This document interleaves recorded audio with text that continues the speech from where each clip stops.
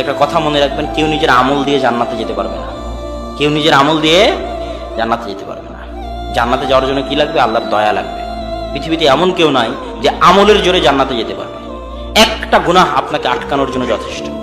আল্লাহর দয়া, আল্লাহর নিয়ামত আপনার উপর এত বেশি যে আপনি একটা গুনাহের উত্তর দিয়ে নিজেকে জান্নাতের জন্য হকদার প্রমাণ করতে পারবেন না, পারবেন না।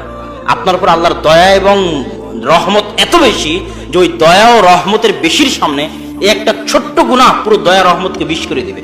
ওই একটা ছোট্ট গুনাহের উত্তর দিয়ে আপনি জান্নাতের হকদার নিজেকে বানাতে পারবেন না যদি আল্লাহ জিজ্ঞেস করে। আল্লাহর দয়া যে আল্লাহ জিজ্ঞেস করবেন না, আল্লাহর দয়া যে আল্লাহ ক্ষমা করে দিবেন, আল্লাহর রহমত যে আল্লাহ আপনাকে আটকাবেন না, এই দয়া, এই রহমত, এই না আটকানোর কারণে আপনি জান্নাতে চলে যাবেন।